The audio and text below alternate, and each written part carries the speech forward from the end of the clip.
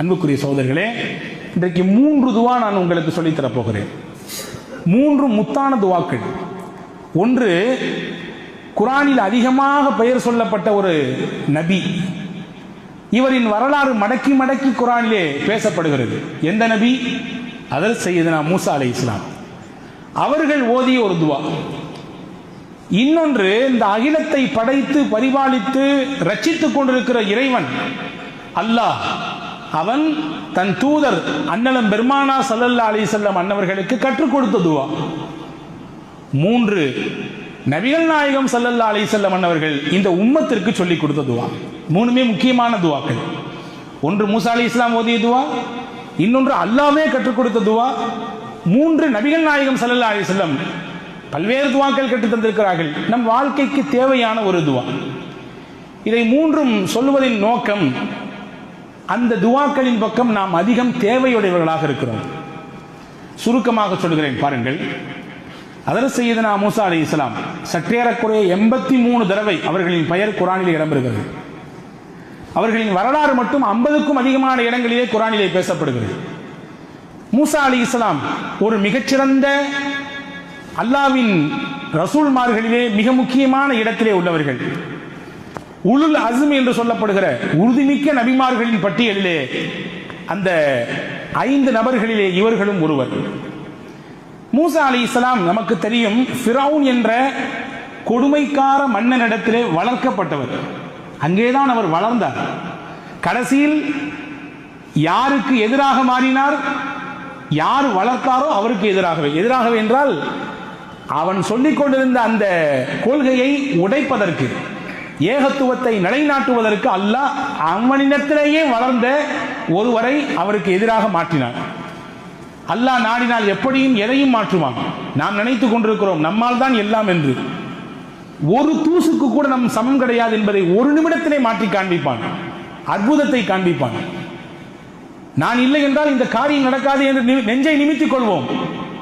நீங்கள் இல்லாமல் உங்களை விட ஆக பலகீனமானவரை வைத்து அல்லாஹ் அந்த காரியத்தை 1க்கு 10 மடங்காக பெரிதாகி காட்டுவான், சாதித்து காட்டுவான். இது இறைவனின் சக்தி.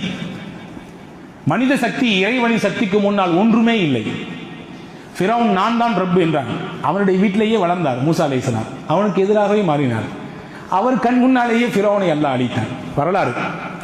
ஹஜ்ரத் மூசா அலைஹிஸ்ஸலாம் ஒரு சின்ன விஷயத்திற்காக வேண்டி எகிப்திலிருந்து கிளம்பி மதியனுக்கு போகிறார்கள். நீண்ட பெரிய வரலாறு, நான் சுருக்கமாக சொல்கிறேன். மதியன் நகர் என்பது மூசா அலைஹிஸ்ஸலாமுக்கு அறிமுகம் இல்லாத ஊர். அது தெரிஞ்சவங்க யாரும் கிடையாது, பழக்கமானவங்க யாரும் கிடையாது, முன்பின் அறிமுகம் இல்லாதவர்கள் தான் பலர் அங்கே இருக்கிறார்கள். போய் ஹஜ்ரத் மூசா அலைஹிஸ்ஸலாம் ஒரு ஓரத்தில் நிற்கிறார்கள். அந்த இடத்துல தண்ணி மெத்துறதுக்காண்டி நிறைய பேர் வர்றாங்க. தண்ணி பிடிக்கிறதுக்காண்டி, கிணத்துல தண்ணி நினைக்கிறதுக்காண்டி நிறைய பேர் வர்றாங்க, இறக்கிறாங்க, போறாங்க. 2 பெண் பிள்ளைகள், நல்ல இளம் வயது பெண்கள் 2 பேர் ஒரு ஓரத்தில் நிற்கிறாங்க. மூசா நபி அலைஹிஸ்ஸலாம் அந்த பிள்ளைகளை, பெண் பிள்ளைகளை, இளம் வயது பிள்ளைகளை பார்த்தார்கள். நீங்க எல்லாம் தண்ணி இறைக்க போலையா? எல்லாரும் தண்ணி இறைச்சிட்டு போறாங்க, நீங்க மட்டும் நிக்கிறீங்க. அந்த பெண்கள் சொன்னார்கள், கூட்டமாக இருக்கிறது அந்நிய ஆண்கள் இருக்கிறார்கள். அந்நிய ஆண்களின் கண்களுக்கு படாமல் நாங்கள் வளர்க்கப்பட்டிருக்கிறோம், நல்லொழுக்கத்துடன் வளர்க்கப்பட்டிருக்கிறோம். அவர்களுடன் கலப்பு என்பது எங்கள் மனம் ஒத்து வரவில்லை. அப்படியா? வேற ஏதாவது தண்ணி பிடிக்கிற இடம் இங்க இல்லையா அப்படின்னு கேட்டாங்க மூசா நபி. இருக்குது, ஒரு பழைய கிணறு, அது மூடப்பட்டு கிடக்கிறது, அது திறக்கிறதும் இல்லை, அதுல யாரும் பயன்படுத்துறதும் இல்லை. அதற்கு மூசா அலைஹிஸ்ஸலாம் தன்னந்தனி நபராக போனார்கள்.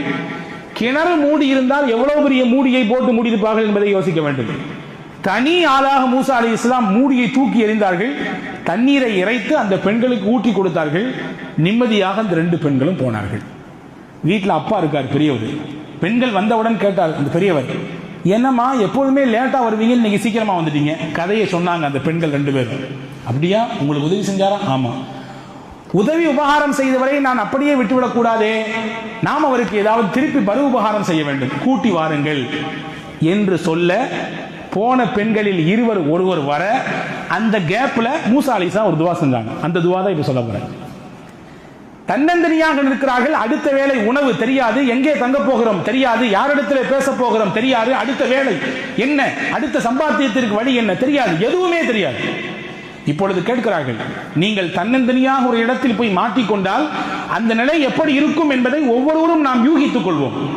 மொழி தெரியாத ஊரு, ஆள் தெரியாத ஊரு, சொந்த பந்தம் யாருமே கிடையாது வச்சுக்கங்களேன். ஏதோ ஒரு நாட்டில் போய் கண்ணுக்கு தெரியாத இடத்துல போய் நாம் அவிழ்த்து விடப்பட்டு விட்டோம். எப்படி இருக்கும் நிலை? மூசா அலைஹிஸ்ஸலாம் கேட்டார்கள், ரப்பி இன்னி லிமா அன்ஸல்த இலைய மின் கைரின் ஃபகீர். இறைவா, நீ எந்த நலவை இப்பொழுது கொடுத்தாலும் அதை ஏற்றுக்கொள்ள தேவையுடையவனாக நான் இருக்கிறேன். எந்த நலவை கொடுத்தாலும் சரிதான், எனக்கு தேவை. இப்போ ஏன்னா எதுவும் இல்லாமல் நிற்கதியாக இருக்கிறேன். எதை கொடுத்தாலும் அதன் பக்கம் அதிக தேவையுள்ளவன் நான் தான். ஃபகீர், ஃபகீர்னா நம்ம என்ன விளங்கி வச்சிருக்கோம்? பக்கீர்சான் விளங்கி வச்சிருக்கோம். நம்மளும் ஃபகீர் தான், நீங்களும் ஃபகீர், நானும் ஃபகீர். யாரிடத்தில்? அல்லாஹ் என்ற கனிக்கு முன்னால் நீங்கள் நானும் எல்லாரும் ஃபகீர். உலகத்தில் அல்லாஹ் மட்டும்தான் கனி, அவன் மட்டும்தான் தேவையற்றவன் யாரிடத்திலும். உலகத்தில் எவ்வளவு பெரிய பில்லியன்களை சம்பாதித்தாலும் கூட அவரும் ஃபகீர் தான். ஏன்னா ஒரு கட்டத்தில் அவர் தேவையுடையவராக ஆகிவிடுவார். ஹஸரத் மூசா அலைஹிஸ்ஸலாம் துவா செஞ்சாங்க. துவாவை ஓதிட்டு இருக்கக்கூடிய இடையில அந்த அம்மா வந்துட்டாங்க. 2 பேர்ல ஒருத்தர் வந்தாங்க. எங்க பாபா அவங்களை கூப்பிட்டாங்க. எதுக்குமா கூப்பிட்டாங்க? உங்களுக்கு கூலி கொடுக்கணும்னா. கூலி எல்லாம் எதிர்பார்த்து இந்த வேலையை செய்யலையே. ஒன்றை அழுத்தமாக உங்கள் மனதிலே இருத்துங்கள். இந்த வார்த்தை அல்லாஹுவால் சொல்லித் தரப்படக்கூடிய வார்த்தை. எதிர்பார்ப்பில்லாமல் உலகத்திலே சில காரியங்களை நிறைவேற்றுங்கள், அல்லாஹ் உங்களுக்கு உதவி செய்வான். எதை செஞ்சாலும் எனக்கு இதுல என்ன பெனிஃபிட், எனக்கு என்ன பலன், இதனால் எனக்கு என்ன லாபம், லாப நோக்கத்தை பார்த்து எந்த காரியத்திலும் இறங்காதீர்கள். சில காரியங்களை ஏக இறைவனுக்காக இஹ்லாஸம் பில்லாஹ், அல்லாஹ்வை முன்வைத்து நீங்கள் தூய மனதோடு செய்யுங்கள். உங்களுக்கு பிரதிபலன் பன்மடங்காக பெருகி கிடக்கும். ஹஸரத் மூசா சொன்னாங்க, நான் பலன் தான் எதிர்பார்த்து செய்ய இல்லை, எங்க பாபா கூப்பிட்டாரு வாங்க. ஹஸரத் மூசா அலைஹிஸ்ஸலாம் போனாங்க. பார்த்த பெரியவர் ஷுஐப் அலைஹிஸ்ஸலாம் என்ற நபி கதையை முழுக்க சொன்னார்கள். நான் வந்த காரணம் பின்னணி இதுதான்.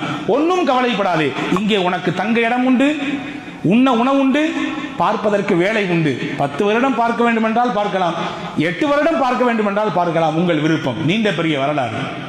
அதற்கு அடுத்து ஷுஐப் அலைஹிஸ்ஸலாம் தன் 2 மகளில் ஒரு பிள்ளையை அவருக்கு நிக்கா செய்து கொடுத்தார்கள். மூசா அலைஹிஸ்ஸலாம் மதியன் என்ற ஊரில் இருந்து மறுபடியும் எஜிப்த் என்ற நகரத்திற்கு ஹஸரத் மூசா அலைஹிஸ்ஸலாம் போனார்கள். எப்படி போனார்கள்? வரலாறு சொல்கிறது, நபியாக போனார்கள். மதியனுக்கு வருகிற பொழுது அவர் வெறும் மூஸா இப்னு இம்ரான், அவர் ஒரு சராசரி மனிதர். மதியனை விட்டு மறுபடியும் எஜிப்திற்கு போகிற பொழுது அவர் மூசா கலீமுல்லாஹ், அல்லாஹ்வின் கலீம், ரசூலுல்லாஹ் போனார். இது எல்லாம் எப்படி கிடைத்தது? அந்த துவாவின் பரக்கத்தால் கிடைத்தது. என்ன இணைத்து அந்த துவாவை செய்கிறோமோ அது கிடைக்கும். பெருமக்கள் சொல்கிறார்கள், பொண்ணே கிடைக்கல பையனுக்கு, யக்கீனோடு நீங்கள் இந்த துவாவை ஓதுங்கள், நல்ல பெண் கிடைக்கும். வேலையே கிடைக்கவில்லை, தகுதியான படிப்பு படித்திருக்கிறேன், வேலை இல்லாமல் திண்டாடுகிறேன், யக்கீனோடு நம்பிக்கையோடு இந்த துவாவை ஓதுங்கள், நல்ல வேலை கிடைக்கும். லாபமே கிடைக்கல, முதல்ல போட்டு உட்கார்ந்திருக்க முடிச்சிட்டு என்ன செய்யறது? யக்கீனோடு இந்த துவாவை ஓதுங்கள். நாவால் ஓதக்கூடாது, சும்மா பேருக்கு தஸ்பீகை 4 தஸ்பீகை உருட்டுவது போன்று உருட்டக்கூடாது. உள்ளார்ந்த ஈடுபாட்டோடு இதை ஓதுங்கள், நல்ல லாபத்தை அல்லாஹ் தருவான். எனவே தான் குறிப்பா ஹஸரத் மூசா அலைஹிஸ்ஸலாம் கேட்கல, எனக்கு சாப்பாடு கூட இல்ல, எனக்கு தங்குறதுக்கு கிடத்த கூட இல்ல, வேலையை கூட இல்லன்னு கேட்கல. எப்படி கேட்டாங்க? லிமா அன்ஸல்த இலைய மின் கைரின் ஃபகீர், என்ன நலவை கொடுத்தாலும் அது எனக்கு தேவை. 19 கேட்டார்கள். அல்லாஹ் எல்லாத்தையும் சேர்த்து கொடுத்தான் மொத்தமா. ஒரு துவா இது மூசா அலைஹிஸ்ஸலாம் கேட்ட துவா. 2வது, நபி ஸல்லல்லாஹு அலைஹி வஸல்லம் அவர்கள் ஒரு நாள் அதிகாலை ஃபஜர் தொழுகைக்கு தாமதமாக வர்றாங்க. எவ்வளவு நேரம் தாமதம்? சூரியன் உதித்து விடுமோ என்று அச்சப்படும் அளவிற்கு தாமதமாகி விட்டது. ரசூலுல்லாஹ் வந்தாங்க, தொலை வச்சாங்க, சஹாபாக்கள் நோக்கி திரும்பி உட்கார்ந்தாங்க. நபி தோழர்கள் கேட்டார்கள், யா ரசூலல்லாஹ், இன்னைக்கு தாமதமாக வந்ததற்கு என்ன காரணம்? நபி ஸல்லல்லாஹு அலைஹி வஸல்லம் சொன்னாங்க, இரவின் பிற்பகுதியிலே எழுந்து வணக்க வழிபாடு செய்வது என் வழக்கம். அந்த மாதிரி இன்னைக்கு நான் எந்திரிச்சேன், தஹஜ்ஜுத் தொழுதுட்டு கொஞ்சம் கண்ணை மூடினேன், ஒரு சின்ன தூக்கம். அந்த தூக்கத்தில் என் ரப்பை நான் பார்த்தேன். ரப்பு என்னிடத்திலே கேட்டான், ஃபீமா யஹ்தஸிமுல் மலஉல் அஅலா, முஹம்மது அவர்களே, உயர்தரமான மலக்குமார்கள் எந்த விஷயத்திலே விவாதித்துக் கொண்டிருக்கிறார்கள் உங்களுக்கு தெரியுமான்னு கேட்டான். நான் கேட்டேன், தெரியாதுன்னு சொன்னேன். மறுபடியும் அதே கேள்வி கேட்டான், மறுபடியும் நான் தெரியாதுன்னு சொன்னேன். மறுபடியும் அதே கேள்வியை கேட்கறதுக்கு முன்னாடி ரப்பு தன் திருக்கரத்தை என் நெஞ்சில் வைத்தான். நபி சொல்கிறார்கள், என் நெஞ்சில் வைத்தான். அல்லாவின் திருக்கரம் பட்டவுடன் என் உள்ளமெல்லாம் குளிர்ந்து போனது. தலை முதல் உச்சி முதல் பாதம் வரை அப்படியே ஜில்லுன்னு ஆயிட்டு. அடுத்து அல்லாஹ் கேட்டான், இப்போ சொல்லுங்க மலக்குமார்கள் எந்த விஷயத்தில் விவாதித்துக் கொண்டிருக்கிறார்கள்? நான் சொன்னேன், ஃபில் கஃபாராத்தி வத் தரஜாத்தி, அடியார்கள் செய்யக்கூடிய பாவத்திற்கு பரிகாரம் என்ன என்ற விஷயத்திலும், அடியார்களின் அந்தஸ்தை அல்லாஹ் உயர்த்தக்கூடிய காரியம் என்ன என்ற விஷயத்திலும் அவர்கள் தர்க்கித்துக் கொண்டிருக்கிறார்கள், விவாதம் செஞ்சிட்டு இருக்காங்க. ஒருத்தர் இதை சொல்றாரு, ஒருத்தர் அதை சொல்றாரு. சரி, அடியார்கள் செய்யக்கூடிய பாவத்திற்கு பரிகாரங்கள் என்னென்ன நீங்க சொல்லுங்களேன் அப்படின்னு சொல்லி அல்லாஹ் என்னிடத்திலே கேட்டான். நான் சொன்னேன், பள்ளிவாசலுக்கு அதிகமான எட்டெடுத்து நடந்து வருவது இது பாவத்திற்கு பரிகாரம். பள்ளிவாசலில் தொழுகை எல்லாம் முடிந்ததற்கு பிறகு, எல்லா தொழுகையும் முடிந்ததற்கு பிறகு கொஞ்ச நேரம் உட்கார்ந்து இருக்கிறது. எல்லாரும் பார்க்கறத பார்த்தா எப்படி தொழுது உட்கார்ந்துருக்க முடியும்? தொழுகைக்கு முன்னாடி ஏதோ பயான் இருக்குன்னு கொஞ்ச நேரம் உட்கார்ந்துருக்கோம். தொழுத அடுத்தடுத்து வேலைக்கு போறது இல்லையா? போயிடுறது தான். ஆனால் சிறிது நேரம் அமர்ந்திருப்பது, அந்த சிறிய நேர அமர்வு கூட உங்கள் பாவத்திற்கு பரிகாரம். மூணாவது சல்லாசம் சொன்னாங்க, மனம் வெறுக்கும் நேரத்திலும் ஒதுவை பரிபூர்ணமாக செய்வது. நல்ல மார்கழி மாசம் பனி, மாசி பனி மச்ச தொலைக்குதுன்னு சொல்லுவாங்க, தை பனி தரையை தொலைக்குதும்பாங்க இல்லையா? அந்த பனி காலத்திலும் கூட ஒதுவை பூரணமா செய்யறது. ஒரு தடவை கழுவுனா போதும், எல்லா உறுப்பையும் ஃபரத நீங்கிரும். 3 தடவை கழுவுனா சுன்னத்து. அதை பரிபூரணமா செய்யறது. ஃபரலான உறுப்புகள் 4 மட்டும்தான், ஆனால் மற்ற உறுப்புகளை எல்லாம் சேர்த்து சுன்னத்தையும் நிறைவேற்றுவது.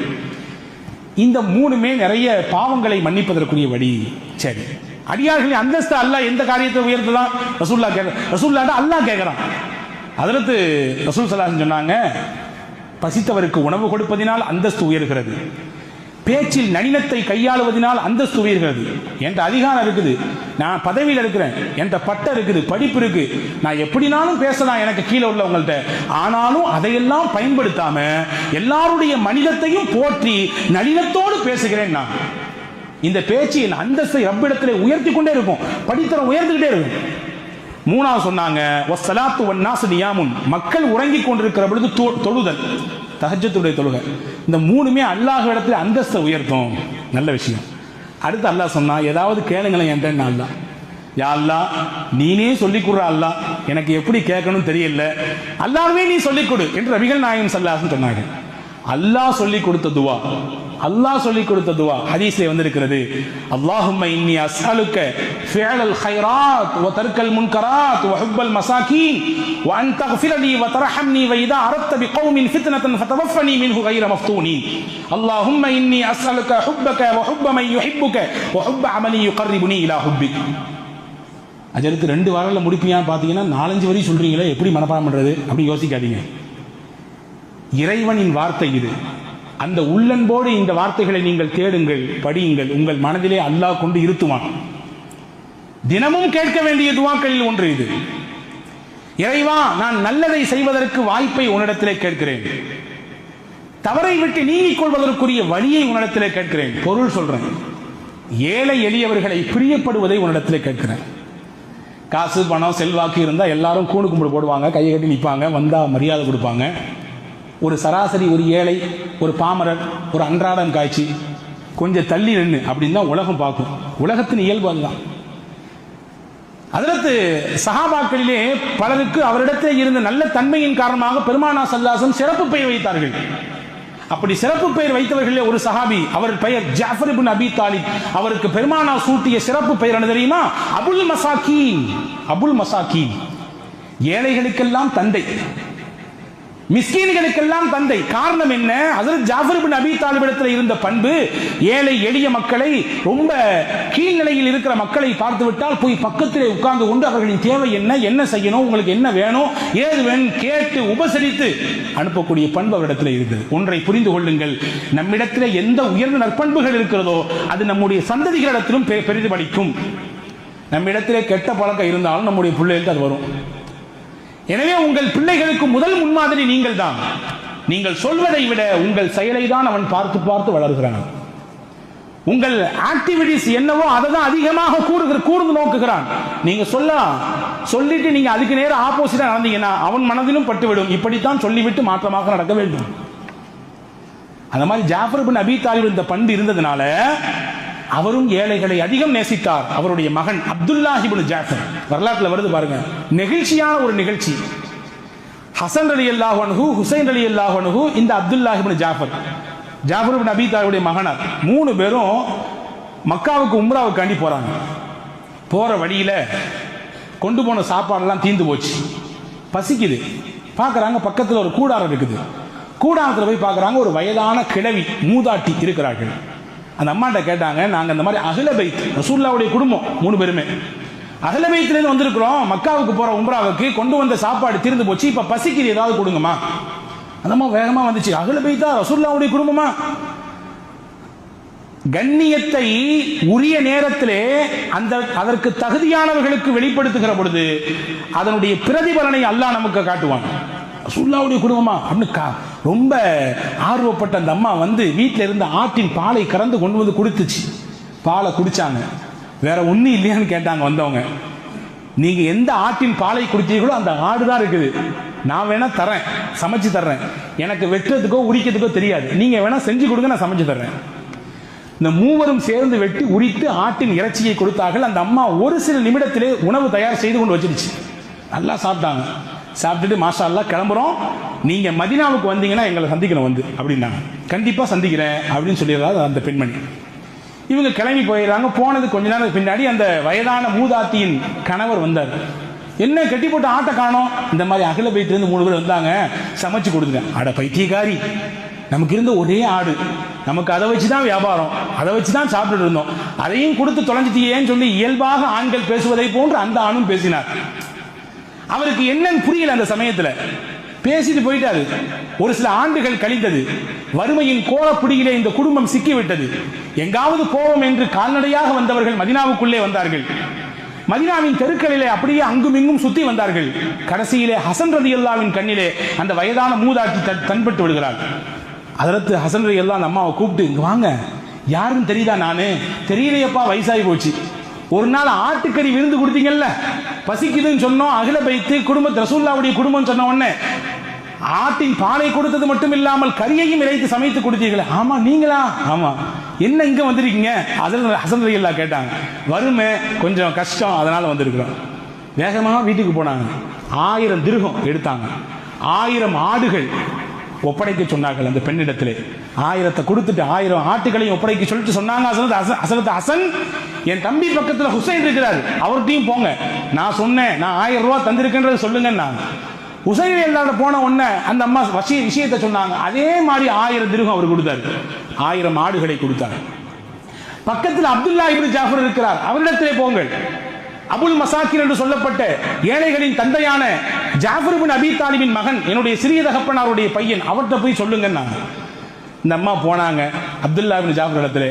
அவர் 2000 திர்ஹம் கொடுத்து 2000 ஆடுகளை கொடுத்தார். கொடுத்து முடிச்சு சொன்னதுதான் அங்க செய்தி. அப்துல்லா இப்னு ஜாஃபர் தந்தைக்கு பிறவாமல், தந்தைக்கு எந்த மாற்றமும் இல்லாமல் வந்த தனையன். நிறைய பிள்ளைங்களை பார்க்கிறோம், அப்பா ஓஹோன்னு இருப்பாரு, பையன் வித்தியாசமா இருப்பார் இல்லையா? ஆனா அங்க பாருங்க இந்த பிள்ளை எப்படி இருக்காரு. அவர் சொன்னார், நீ முதல்ல ஏமா ஏன்ட்ட வந்திருக்காமல்ல, நான் உங்களுக்கு 2000 ரூபாய் கொடுத்துருப்பேன். என்னை அடுத்து ஹுசைன் போனா அவரும் உங்களுக்கு 2000 கொடுத்துருப்பாரு. அவருக்கு அடுத்து ஹசன் போனா அவரும் உங்களுக்கு 2000 கொடுத்துருப்பாரு. அவங்கள்ட்ட வந்து கடைசியில என்கிட்ட வரீங்களே அப்படின்னு சொல்லி அனுப்புனாங்க. இப்போ அந்த அம்மா எல்லாத்தையும் வாங்கி கையில் வச்சுட்டு கணவரை பார்த்து சொல்லிச்சு, அன்னைக்கு ஒரு ஆட்டுக்கு நீங்க குய்யோ குச்சின்னு கத்துனீங்க, அல்லாஹ் அந்த ஒரு ஆட்டுக்கு பகரமாக இன்னைக்கு எவ்வளவு தந்திருக்காங்க பார்த்தீங்களா? 4000 ஆடு, 4000 திர்ஹம். அன்புக்குரிய சகோதரர்களே, இந்த நிகழ்ச்சி நமக்கு எடுத்து காட்டக்கூடிய விஷயம் என்ன? ஏழை எளியவர்களை நேசிக்கக்கூடிய பண்பு அல்லாஹ் விரும்பக்கூடிய பண்பு. ஏன்னா அல்லாஹ் நேசிக்கிறான் ஏழைகளை, அல்லாஹ் பலகீனமானவர்களை பிரியப்படுகிறான். அல்லாஹ் ஒதுக்கி வைப்பதில்லை, நாம் தான் ஒதுக்கி வைக்கிறோம். அல்லாஹ் சொல்லுகிறான், நீங்கள் பிரியப்படுங்கள், அந்த துஆவை கேளுங்கள். ஹுப்பல் மசாக்கி, ஏழைகளை பிரியப்பட வேண்டும், அதற்காகவே அல்லாஹ்விடத்தில் அல்லாஹ் சொல்லி கொடுத்தான். வன்தக்ஃபிர லீ வதர்ஹம்னி வைதா அரத்து பிகௌமின் ஃபித்னதன் ஃபதவஃபனி மின்ஹு கைர மஃப்தூன் என்ற நீண்ட பெரிய துஆவை அல்லாஹ் ஜல்ல ஷானஹு வ தஆலா நேரடியாக பெருமானார் ஸல்லல்லாஹு அலைஹி வஸல்லம் கற்றுக் கொடுத்த துஆ. இந்த துஆவையும் நாம் தினசரி கேட்டாக வேண்டும். இந்த துஆல ஒரு பாகம் தான், யா அல்லாஹ் உன்னிடத்துல உன்னுடைய நேசத்தை நான் கேட்கிறேன். உன்னை யாரெல்லாம் நேசிப்பாங்களோ அவங்களுடைய நேசத்தை எனக்கு கொடுத்துரு. உன் நேசத்தை நான் கேட்கிறேன், நேரடியாக எனக்கு தந்துரு. உன்னை நேசிப்பவர்கள் யார் யாரோ அவர்களின் பிரியமும் எனக்கு வேண்டும். நல்லோர்கள், வலிமார்கள், சுகதாக்கள், சித்திகீன்கள், இறைநேச பெருமக்கள், இவங்களெல்லாம் அல்லாஹ்வின் நேசம் இல்லாமல் எப்படி இறைநேசத்தை அடைய முடியும்? அவங்களுடைய முகப்பத்தை எனக்கு தா அப்படின்னு சொல்லி அல்லாஹ்வே கேட்க சொல்கிறான். இது 2வது துஆ, நாம் கேட்க வேண்டிய 2வது துஆ. 3வது துஆ, நபிகள் நாயகம் ஸல்லல்லாஹு அலைஹி வஸல்லம் ஒரு நண்பகல் நேரத்திலே மஸ்ஜித் நபவிக்குள்ளே வருகிறார்கள். அபூ உமாமத்துல் பாஹிலி என்ற நபித்தோழர் அமர்ந்திருக்கிறார். ரசூலுல்லாஹ் கேட்டாங்க, மாலி அராக ஃபீ ஹாதல் மஸ்ஜிதி கைர வக்தி ஸலா, தொழுகை அல்லாத நேரத்திலே பள்ளியிலே ஏன் அமர்ந்திருக்கிறீர்? தொழுகைக்குரிய நேரத்தில் ஃபரதான தொழுகைக்கு வர வேண்டியதுதான். ஃபரத் அல்லாத நேரத்தில் எங்க உட்கார்ந்து சம்பாதிக்க போலையா, உழைக்க போகவில்லையா என்ற துணியிலே கேட்டார்கள். ஹஜ்ரத் அபூ உமாமா சொன்னார்கள், யா ரசூலுல்லாஹ், எனக்கு ஏற்பட்ட கவலை, எனக்கு நான் கொடுத்தாக வேண்டிய கடன் சிரமம், இதனால் தத்தளித்துக் கொண்டிருக்கிறேன், கவலையில வந்து உட்கார்ந்திருக்கேன். நாங்க பாருங்க, ரசூலுல்லாஹ் அதி அற்புதமான துஆவை கற்றுக் கொடுத்தார்கள். அல்லாஹும்ம இன்னி அஊது பிக மினல் ஹம்மி வல் ஹுஸ்ன். அரபியில 2 வார்த்தை இருக்கு, தமிழ்ல கவலை ஒரு வார்த்தையில முடிச்சிடலாம், அரபியில 2 வார்த்தை இருக்குது, ஹம்மு ஹுஸ்ன். ரசூலுல்லாஹ் அந்த 2 விதமான கவலையை விட்டும் அல்லாஹ்விடத்திலே பாதுகாப்பு தேடுகிறார்கள். பாருங்கள், ஹம்மு என்றால் என்ன, ஹுஸ்ன் என்றால் என்ன? ஹம்மு என்ற கவலைக்கு அர்த்தம் என்ன தெரியுமா? வர வேண்டியது வந்து சேரணுமே நினைச்சு கவலைப்படுறது. 10 லட்ச ரூபாய்க்கு முதல்ல போட்டு உட்கார்ந்துருக்கோம், என்ன எதிர்பார்த்து ஒரு 2 லட்ச ரூபாய் லாபம் கிடைக்கும், வருமா வராதா, வேற மாதிரிலாம் யோசிக்கூடாது, வரும் ஆனா போச்சு அந்த மாதிரிலாம் இல்லை, வருமா வராதான் கவலை, வந்து சேர வேண்டியது வருமா வராதா, இதுக்கு பெயர் ஹம்மு. இன்னும் இருக்கிறது ஹுஸ்ன். ஹுஸ்ன் என்றால் இழந்ததை நினைத்து கவலைப்படுவது. போச்சே, அப்பமே சொன்னாங்க வாங்கி போடு, கொஞ்சம் ரேட்டு கம்மியா இருக்குது, இப்போ எங்கேயோ போயிச்சே, எது இல்லையோ எது இழந்து போனதோ அதை நினைத்து கவலைப்படுவது. யூசுப் அலைஹிஸ்ஸலாம் அவர்கள் இழந்ததை வைத்து ஹஜ்ரத் யாக்கூப் அலைஹிஸ்ஸலாமின் கவலையை குர்ஆன் பதிவு செய்கிறது. இன்னி அஷ்கு இன்னமா அஷ்கு பஸ்ஸி வ ஹுஸ்னி, நான் என் கவலையை என் ரப்பிடத்தில் முறையிடுகிறேன். ஹுஸ்ன்றாங்க ஹஜ்ரத் யாக்கூப் அலைஹிஸ்ஸலாம். என்ன கவலை யாக்கூப் அலைஹிஸ்ஸலாமுக்கு? தான் மகனை பறி கொடுத்த கவலை, இழந்துட்டாங்க. அப்ப இந்த 2 விதமான கவலையை விட்டும் அல்லாஹ் பாதுகாப்பு தேடுகிற உன்னிடத்திலே. வஅஊது பிக மினல் அஜிஸி வல் கஸ்ல், சோம்பேறித்தனம் எனக்கு வரக்கூடாது, இயலாமை நான் ஆகிவிடக்கூடாது. வஅஊது பிக மினல் ஜுப்னி வல் புக்ல், கஞ்சத்தனம் என் வாழ்க்கையை எட்டி கூட பார்த்துடக்கூடாது, கோழைத்தனம் இதுவும் எனக்கு வேண்டவே வேண்டாம். வஅஊது பிக மின் கலபத்தி தைன் வ கஹ்ரி ரிஜால், கடன் மிகைத்து போவதை விட்டும் நான் உன்னிடத்திலே பாதுகாப்பு தேடுகிறேன், பிறரால் அடக்கி ஆளப்படுவதை விட்டும் பாதுகாப்பு தேடுகிறேன். சுதந்திரமா இருக்கணும் எல்லாருமே, யாரும் யாரையும் அடக்கக்கூடாது, யாரும் யாரையும் கடிவாளம் போட நினைக்கக்கூடாது. அப்படிப்பட்ட வாழ்க்கை எனக்கு வேண்டாம், நான் சுதந்திர புருஷராக இருக்க வேண்டும், பிறரிடத்திலே அடிமையை போன்றிருக்க வேண்டிய தேவை எனக்கு இல்லை. அல்லாஹ்வின் தூதர் ஸல்லல்லாஹு அலைஹி வஸல்லம் கேட்டாங்க, இதை சொல்லி கொடுத்தாங்க ஹஜ்ரத் அபூ உமாமாக்கு. ஹஜ்ரத் அபூ உமாமா சொல்றாங்க, இந்த துஆவை நான் ஓதுனேன், அல்லாஹ் என் கடனை எல்லாம் நீக்கிட்டான், என் கவலை எல்லாம் போக்கிட்டான். இப்ப இந்த 3 துஆக்களும் நம் வாழ்க்கையில் தவிர்க்க முடியாத துஆக்கள். வாழ்க்கையில் என்ன வேண்டுமானாலும் எந்த விஷயத்தை சாதிக்க வேண்டும் என்று நினைத்தாலும் மூசா அலைஹிஸ்ஸலாமின் துஆவை ஓதுங்கள், அல்லாஹ் உங்களை சாதிக்க வைப்பான், வழி செய்வான். ரப்பி இன்னி லிமா அன்ஸல்த இலைய மின் கைரின் ஃபகீர், உங்களுக்கு இறைவனின் முஹப்பத் வர வேண்டும், அல்லாஹ் உங்களை நேசிக்கணும், அல்லாஹ்வை நேசம் கொண்ட நேசர்களின் பிரியம் உங்களுக்கு வர வேண்டும் என்றால் அல்லாஹ் நேரடியாக நபிக்கு கற்றுக் கொடுத்த துஆவை ஓதுங்கள், அல்லாஹ் உங்கள் வாழ்க்கையிலே இறைவனின் நேசத்தை தருவான். அல்லாஹ்வின் முஹப்பத்து கிடைச்சா அதை விட வேற என்னங்க உலகத்துல பெருசு இருக்காக? ஏதாவது கிடையாது. உங்கள் வாழ்க்கையில் கவலையா, கஷ்டமா, சோகமா, துன்பமா, கடன் தொந்தரவா, இதெல்லாம் நீங்க வேண்டும் என்றால் அல்லாஹ்விடத்திலே நபிகள் கற்றுக் கொடுத்த இந்த துஆவை, அல்லாஹும்ம இன்னி அஊது பிக மினல் ஹம்மி வல் ஹஸ்ன் என்ற துஆவை ஓதி வாருங்கள், அல்லாஹ் அதையெல்லாம் போக்குவான். ஆக இந்த 3 முத்தான துஆக்களை ஹஜ்ரத் மூசா ஓதிய துஆ, ஹஜ்ரத் ரசூலுல்லாஹ்வுக்கு அல்லாஹ் கற்றுக் கொடுத்த துஆ, ஹஜ்ரத் ரசூலுல்லாஹ் இந்த உம்மத்துக்கு கற்றுக் கொடுத்த துஆ ஓதி வருவோம், வளமான வாழ்க்கையை வாழ்வோம். வல்ல ரஹ்மான் தௌஃபீக் செய்வானாக. ஆமீன். வாஹிரு தாவான் அல்ஹம்துலில்லாஹி ரப்பில் ஆலமீன்.